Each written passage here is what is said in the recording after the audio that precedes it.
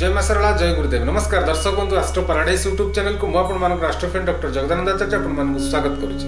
दर्शक बंधु तो आज आम आलोचना करिबा प्रकृत रे श्रावण मासरे नदी माने कोन सप्तरे रजस्वला होंती जो नदी समुद्र रे मिसी नथिबे से नदीर जल एई श्रावण मासरे कोनोसी कार्य रे लागिबो ना नाही। बोलबम यात्रा होउची बा काउडी यात्रा होउची एहा शास्त्र संगत कि एही बोलबम यात्रा बा काउडी यात्रा आम शास्त्र रे वर्णित अछि कि।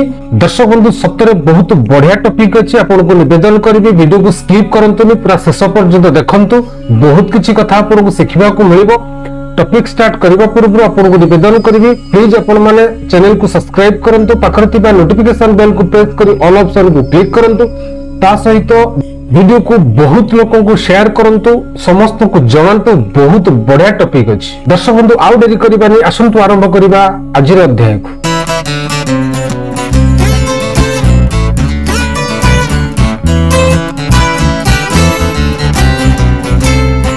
अज्ञान रूपक अंधकार को शास्त्र एवं पुराण तांकर ज्ञान रूपक आलोक रे दूर करिथांती। एणु आमको आमर शास्त्र पुराण वेद उपनिषद को मानिबा को पड़िबो।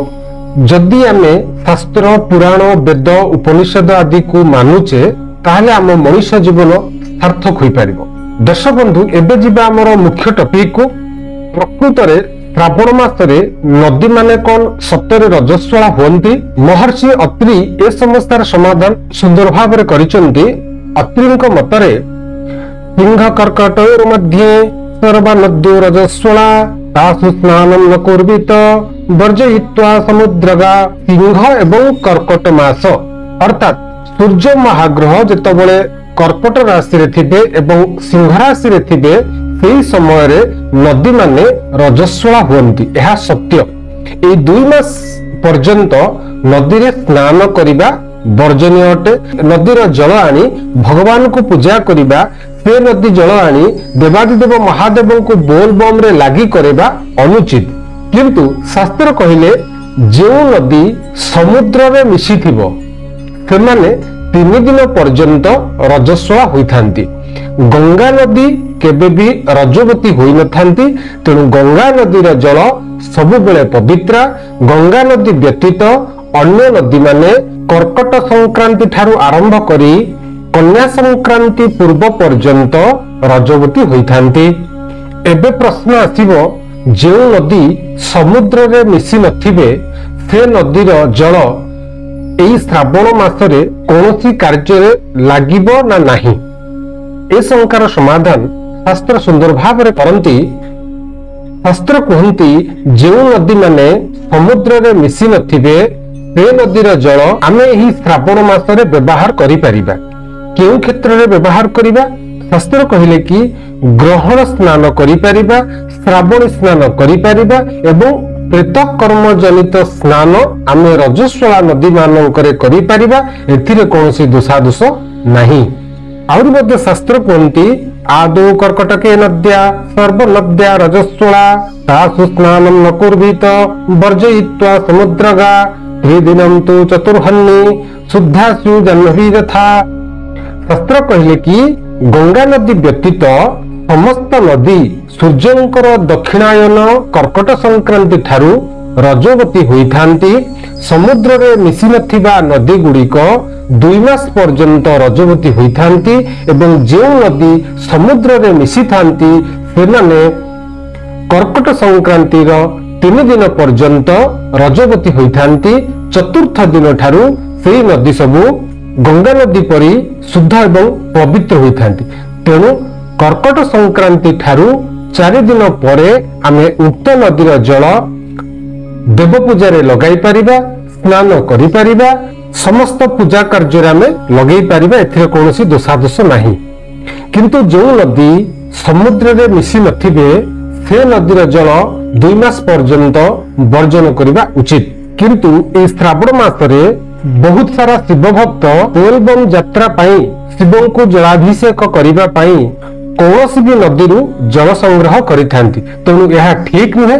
जो नदी समुद्र सहित संयोग हेतिबो सेही नदीर जल कर्कट संक्रांति ठारू 4 दिन परे उक्त जल को आम संग्रह करी देव पूजा करि परिबा। बोलबम यात्रा होउची बा काउडी यात्रा होउची एहा शास्त्र संगत कि एही बोलबम यात्रा बा काउडी यात्रा आम शास्त्र रे वर्णित अछि कि बहुत बढ़िया कथा जानिबा को से चाहिचंती। शास्त्र रे ए बाबद रे किछि प्रमाण अछि ना नहीं म आपण मानको जणिबा को चेष्टा करिछि। देखंतु दर्शक बंधु आजि काली रो जो बोलबम यात्रा ताहा एक फैशन हे गलानी। डीजे बाजिबो माइक बाजिबो हो हल्ला हबो एई सब नहेले आमे बोलबम यात्रा करि पारुने, किंतु ए बोलबम यात्रा आम शास्त्र रे वर्णित अछि। आनंद रामायण रे सुंदर भाव रे एई काउडी यात्रा रो कथा वर्णना करा जायछि।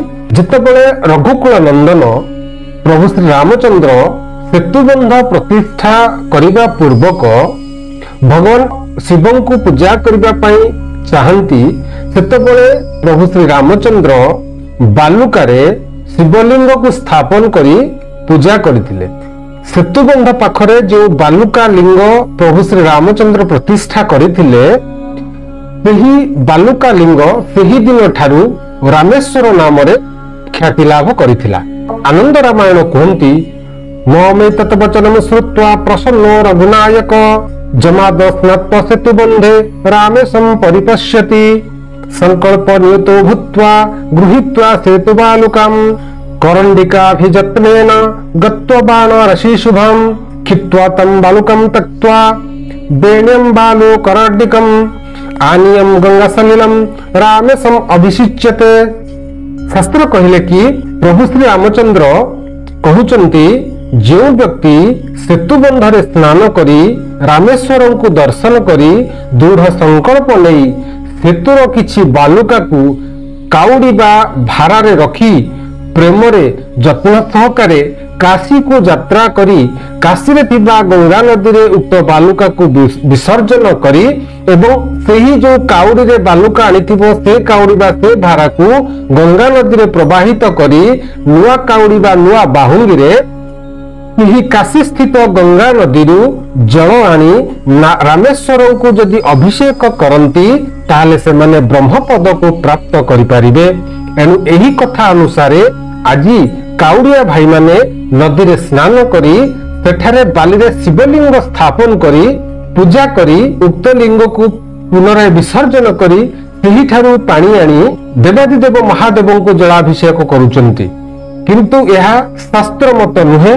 शास्त्र कहिले कि केवल सेतुबंधरे स्नान करी सेठारे थिबा रामेश्वर को दर्शन करी दृढ़ संकल्प नहीं सेही सेतुरु किछि बालुका को बाहुंगी काउडी बा भारारे नहीं जत्न सहकारे भक्ति सहकारे काशी को आनी गंगा नदी रे उक्त बालुका को विसर्जन करी उक्त बाहुंगी को उक्त काउडी को विसर्जन करी नूतन बाहुंगी नूतन काउडी बा नूतन भारारे सेही मणिकर्णिकारु जल आनी पुनराय रामेश्वर को समर्पण करिबा अभिषेक करिबार विधि रहिछि, किंतु आजिका डेट रे कोनोसी भी नई पठारु काउडिया बंधु माने शिव भक्त माने जल उत्तोलन करी देवादिदेव महादेव को समर्पण करुचंती।